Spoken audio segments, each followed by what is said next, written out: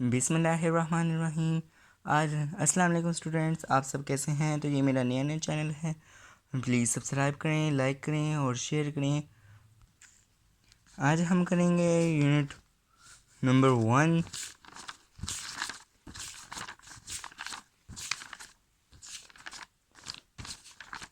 हमारा unit number 1 है matrices and determinants. इसकी आज हम करेंगे एक्सरसाइज 1.1 की डेफिनेशंस, क्योंकि डेफिनेशंस भी बहुत इंपॉर्टेंट होती है, एग्ज़ाम्स में आती हैं। तो अक्सर टीचर्स वगैरह करवाती नहीं है, नहीं तो अक्सर चैनल वगैरह पे डेफिनेशंस वगैरह नहीं आती होती। तो ये मेरी डेफिनेशंस को प्लीज़ लाइक करें, मेरे चैनल को सब्सक्राइब करें, मेरी वीडियोस को लाइक करें और नई नई वीडियो ताकि आपके पास नई नई अपडेट्स आती रहें, उसके लिए मेरे चैनल को लाइक करें। चलिए अब हम बढ़ते हैं अपनी डिफाइंस की तरफ। हमारे पास कुछ टॉपिक्स आ जाते हैं। पहला टॉपिक आ जाता है हमारे पास मैट्रिक्स। ये मैट्रिक्स का टॉपिक आ जाता है, ठीक है। उसके बाद दूसरा टॉपिक आता है हमारे पास, वो है रोज़ और कॉलम्स। रोज़ और कॉलम्स। उसके बाद हमारे पास टॉपिक आ जाता है ऑर्डर ऑफ अ मैट्रिक्स। ये भी बहुत इंपॉर्टेंट मस्ट है, ये हर दफ़ा पेपर में आती है ये और मैट्रिक्स। और कभी कभार रोज़ और कॉलम्स का डिफरेंस भी आ जाता होता है, ये भी इसलिए बहुत इंपॉर्टेंट है। और इक्वल मैट्रिसेस ये अक्सर बोर्ड वाले जानबूझ के बच्चों को कंफ्यूज करने के लिए आते हैं, क्योंकि उन्हें पता होता है अक्सर बच्चे छोड़ देते हैं इसे। ये छोड़नी नहीं है, ये बहुत इम्पॉर्टेंट है, ठीक है। तो अब आप आगे देख सकते हैं, आगे एक्सरसाइज शुरू हो रही है, आगे कोई डिफ़ाइन वगैरह नहीं है। चलिए मैं आपको डिफ़ाइन अब समझाता हूँ। ये मैंने डिफ़ाइन पहले से ही लिख के रखनी है ताकि टाइम ज़ाया ना हो, इसीलिए ये आपको बुक से डिफ़ाइन नहीं मिलने वाली, इसलिए आपने डिफ़ाइन जितनी भी हैं वो सारी डिफ़ाइन इधर से याद करनी है। सबसे पहले डिफ़ाइन आती है मैट्रिक्स की। Matrix, what is matrix, define matrix या डिफाइन मैट्रिक्स, इस तरह करके बोर्ड में इसके क्वेश्चन आता होता है। तो मैट्रिक्स को हम डिफाइन करें तो अ rectangular array or formation of collection of real numbers enclosed by brackets is said to be a matrix. यानी कि जो रियल नंबर्स होते हैं, रियल नंबर्स अब कौन कौन से होते हैं, रियल नंबर्स अब मैं आपको बताऊं। तो रियल नंबर्स हमारे पास होते हैं 1 2 3। रियल नंबर्स वो होते हैं जिसमें होल नंबर भी आ जाते हैं। रियल नंबर्स वो होते हैं जिनमें होल नंबर्स भी आ जाते हैं। मिसाल के तौर पर होल नंबर्स का भी आपको पता होगा, जो कि 0 से शुरू होते हैं, 0 1 2 3 4 and up to so on. और नेचुरल नंबर्स इसी तरह होते हैं।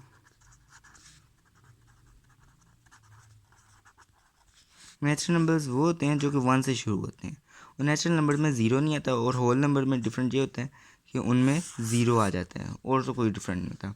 उसके बाद इसमें इंटीजर्स आ जाते हैं। इंटीजर्स क्या होते हैं, इंटीजर्स होती है असल में एक नंबर लाइन। ये देखें, उसमें इंटीजर्स में 0 भी आएगा, +1 भी आएगा, +2 भी आएगा, +3 भी आएगा, इस तरह आगे चलते जाएंगे। इसी तरह ये लेफ़्ट साइड पे -1 -2 -3 ये भी सारे आ जाएंगे इंटीजर्स में।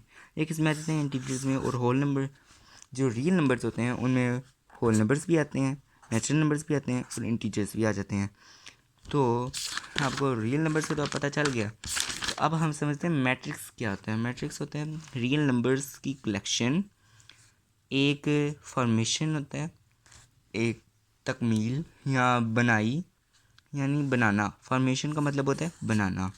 तो कलेक्शन मजमुआ रियल नंबर्स, अभी रियल मैंने आपको समझाए हैं। और एनक्लोज्ड बाय ब्रैकेट्स, यानी जो कि इन इन ब्रैकेट्स से क्लोज्ड हो जाएं, वो क्या कहलाते हैं, मैट्रिक्स। मैं आपको बताता हूँ। हमारे पास फ़र्ज़ करें रियल नंबर में, तो अब हमारे पास आ जाता है 1 2 3, 0 भी आ जाएगा, -1 भी आ जाएगा, -2 भी आ जाएगा, -3 भी आ जाएगा। ये सारे हमारे पास क्या हैं, रियल नंबर से and up to so on, जिन्हें भी आगे से ये आगे बोल भी नहीं चलती, ये रुकते नहीं होते। तो अगर हम इनको इस ब्रैकेट्स में लिखते हैं, इसके हमने कलेक्शन ले लिया ना, फ़र्ज़ करें हम ये 4 ले लेते हैं, 1 1 2 एंड 3। ये हमारे पास क्या है, कलेक्शन है, रियल नंबर्स की कलेक्शन है, 0 1 2 3। अब हमने इसकी फॉर्मेशन करनी है, किस में, मैट्रिक्स फॉर्म में इसको ट्रांसफॉर्म करना है। तो हम लिखेंगे वो 0 1 2 3। तो ये फिर वही बात आ गई फॉर्मेशन, ये हमने इधर क्या किया, फॉर्मेशन की है, क्या किया है, formation of a collection of real numbers enclosed by brackets is said to be a matrix। ये क्या कहलाता है, मैट्रिक्स। आगे एग्जांपल है, एग्जांपल में आप कोई भी मैट्रिक्स सकते हैं, अपने से जो भी लिखना चाहें, ए लिख लें, इधर Z is equal to Z लिख लें, कोई भी मैट्रिक्स आप लिखना चाहें तो आप लिख सकते हैं। तो आगे नंबर्स भी आप अपनी मर्ज़ी जिस तरह मर्ज़ी लिख लें, बेशक ऐसे रो मैट्रिक्स में करके लिखें, जैसे मर्ज़ी अपने लिखना है लिखें। उसके बाद आते हैं रोज़ क्या होती हैं, यानी कि रोज़ की मैट्रिक्स की जो रोज़ होती हैं वो क्या होती हैं, रोज़ कहते किसे हैं, all the entries of a matrix, यानी जो एक मैट्रिक्स है, जैसे हमने ये एक मैट्रिक्स बनाया है, इसकी जितनी भी एंट्रीज हैं ना, इंट्रीज क्या होती हैं, ये अंदर वाली, ठीक है। In horizontal way are called rows of a matrix. Horizontal way क्या होता है, हॉरिजेंटल होते हैं ऐसे, हॉरिजेंटल का आपने पढ़ा होगा ना, हाँ ये तो 5 क्लास से पढ़ाया जाता है हॉरिजेंटल का। ये हॉरिजेंटल वे में ऐसे, तो इस तरह कितनी लाइन बन रही है हॉरिजेंटल वे में, कितनी मतलब एंट्रीज हैं, कितनी हॉरिजेंटल वेज हैं, 1 और 2 हॉरिजेंटल वेज हैं, तो इसलिए हम लिख देंगे देन देयर आर 2 रोज। ये एग्जांपल्स वगैरह भी मस्ट लिखनी होती हैं डिफाइंस की, नहीं तो क्योंकि अब 2 नंबर होते हैं, एक डिफाइन के 2 नंबर होते हैं, एक नंबर जो होता है वो डिफाइन का होता है और एक नंबर एग्जांपल का, इसलिए एग्जांपल मस्ट लिखना। अक्सर टीचर्स वगैरह एग्जांपल करवाती नहीं, या फिर अक्सर बच्चे ना एग्जांपल लिखते ही नहीं थे, इंपॉर्टेंट नहीं समझते, लेकिन हर चीज़ की एग्जांपल उन्होंने दी होती है और करनी होती है हमें। उसी तरह अब आ जाते हैं, बात आ जाती है कॉलम्स पे। Columns all the entries of a matrix presented, यानी जो प्रेजेंट की जाती हैं in vertical way are called columns of a matrix. ये तो चलो हो गया ना, हॉरिजेंटल वे हमने पढ़ा था। वर्टिकल वे कौन सा था, वर्टिकल वे ऐसे होता है, ये हॉरिजेंटल होता है, ये होता है वर्टिकल, ठीक है, ये वर्टिकल वे होता है। तो यहाँ पे 3 वर्टिकल वेज हैं, 1 2 3, समझ आ रही है, ये 3 वर्टिकल वेज है, 1 2 3, तो इसलिए हम लिख देंगे लिहाजा देन देयर आर 3 कॉलम्स। ये लाइंस वगैरह भी मस्त लिखनी है, तो इन दो आपके मार्क्स कट जाते हैं। उसके बाद आ जाती है हमारे पास define order of a matrix. Order of a matrix ये बहुत इंपॉर्टेंट डिफाइन है और ये हमेशा पेपर्स में आती हैं, ये बहुत ही इंपॉर्टेंट है, इसके ऊपर बेशक लिख लें मस्ट, इसके ऊपर और मैट्रिक्स के ऊपर मस्ट लिख लें। Order of a matrix, order क्या होता है मैट्रिक्स का, यही चीज़ है वो एक्सरसाइज 1.1 में भी पूछी गई है जी।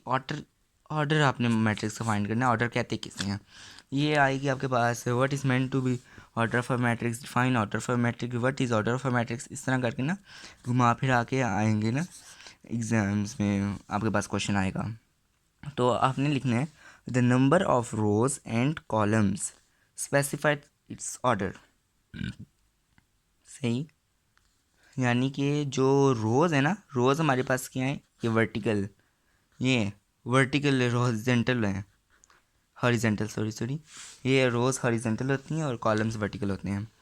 ये इस तरह वाली लाइंस हॉरिजेंटल होती हैं, जो हमारे पास हॉरिजेंटल वे में लाइंस है ना, ये कितनी है 1 2, और ये कॉलम्स हैं, कॉलम्स हमारे पास कितने हो गए, वो कॉलम्स वर्टिकल वे में होते हैं 1 2 3 कॉलम्स और 2 रोज़ हो गई हमारे पास। तो ये जो है ना नंबर मीन्स 2 रोज़ हैं और 3 कॉलम्स हैं। तो ये जो हमारे पास नंबर है ना 2 रोज़ और 3 कॉलम्स, ये क्या है, ऑर्डर है, ये एक मैट्रिक्स का ऑर्डर है। और उसके बाद if a matrix A has a rows है, यानी एक जो मैट्रिक्स ए है अगर उसकी रोज़ ए हैं, यानी उसकी फ़र्ज़ करें ना ये एक नंबर है ए हैं और जो कॉलम्स है वो बी हैं, ये भी फ़र्ज़ करें नंबर है, देन तो ए जो है is said to be of order A by B, यानी जो अगर फ़र्ज़ करें अगर एक मैट्रिक्स है वो ए है, ए तो और उसकी जो रोज़ हैं उनका नंबर ए है, स्मॉल ए, और जो कॉलम्स हैं उनका नंबर स्मॉल बी है। तो फिर जो ए है ना वो उसका जो ऑर्डर होगा वो होगा ए बाय बी। असल में जो होता है ना ऑर्डर, ये मैं अब आपको ऑर्डर की जो है पूरी तरह सही तरह डिफाइन एक्सरसाइज 1.1 में बताऊंगा और ऑर्डर का फार्मूला भी बताऊंगा एक्सरसाइज 1.1। तो इसके जो है ना, मैं आप मेरी सर्च कर सकते हैं, मैथमेटिक्स चैम्बर है मेरे चैनल का नाम, आप लिखें आ जाएगा। आप वीडियोस देखें, लाइक करें, शेयर करें। बहुत काम की वीडियोस हैं और बहुत आसान आसान तरीके हैं। कहीं भी आपको इस तरह के तरीके नहीं मिलने वाले, इतने कोई इजी तरीके नहीं, इजी डिफाइंस कहीं से भी नहीं आपको मिलने वाली। तो इसकी एग्जांपल अगर हम देखें, इफ़ ए, यानी अगर ए जो है इस तरह है, यानी अगर ए की 2 रोज़ और 3 कॉलम्स है, तो इसका ऑर्डर क्या होगा, 2/3 रोज़ बाय कॉलम। चलो मैंने अभी फार्मूला बता दी कि ये क्या है। ये एक्सरसाइज 1.1 में मैं बताऊँगा, बाकी सही तरह एक्सप्लेन करूँगा इसे। उसके बाद आते हैं इक्वल मैट्रिक्सेस। अब बच्चे कहते हैं अक्सर जी इक्वल मैट्रिसेस तो आपने बता दिए, अनइक्वल मैट्रिसेस किधर हैं। तो बच्चों ये आप देखेंगे जो है ना, बुक में इक्वल मैट्रिसेस डिफाइन मौजूद है, अनइक्वल मैट्रिसेस की कोई डिफाइन नहीं है, तो वो पेपर में आ भी नहीं सकती। इसीलिए बस आपने जस्ट इक्वल मैट्रिसेस की डिफाइन याद करनी है। आप बस मुझ पे भरोसा करें, जो मैं कहता हूँ आप वो करें, आप इंशाल्लाह पेपर में पास होंगे। मगर ये भी नहीं मैं कहता जी मेहनत ही ना करें, मैं कह रहा हूँ मेहनत अपनी करनी है, लेकिन जो मैं बता रहा हूँ वो आपने ज़रूर से याद करना है, वो आपने ज़रूर याद करना है। उसके बाद इक्वल मैट्रिसेस आ जाते हैं।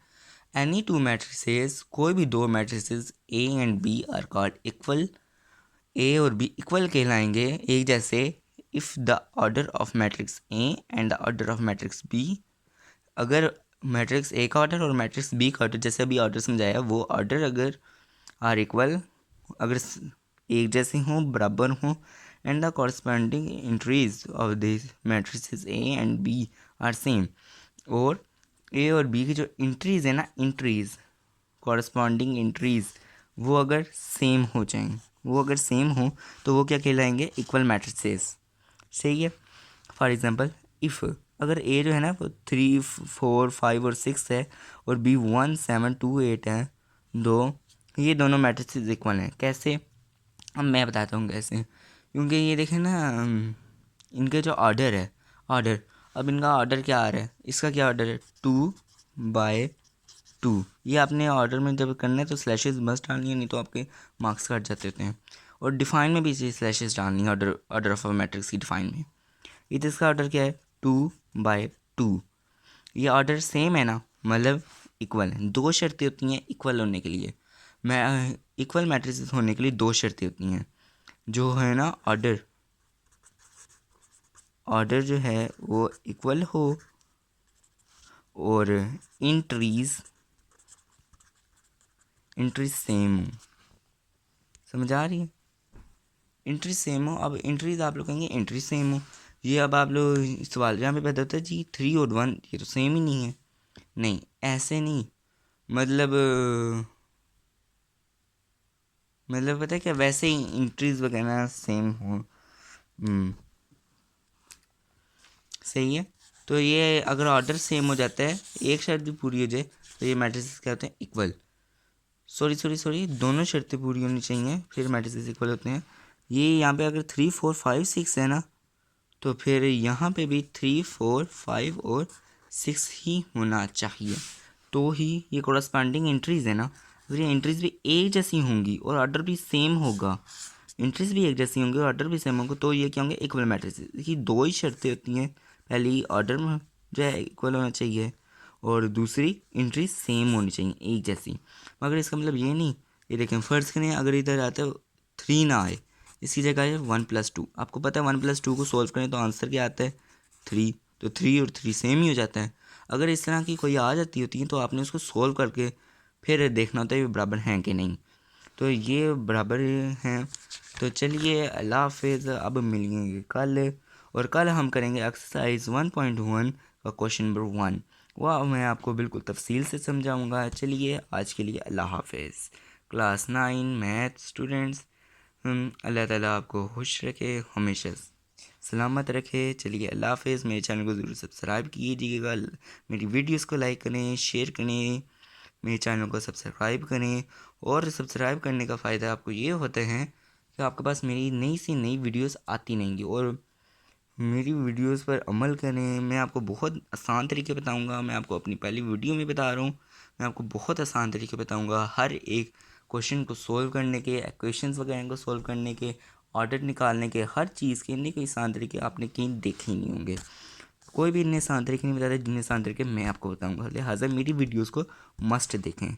चलिए अब अगली वीडियो में मिलेंगे। अल्लाह हाफ़िज़।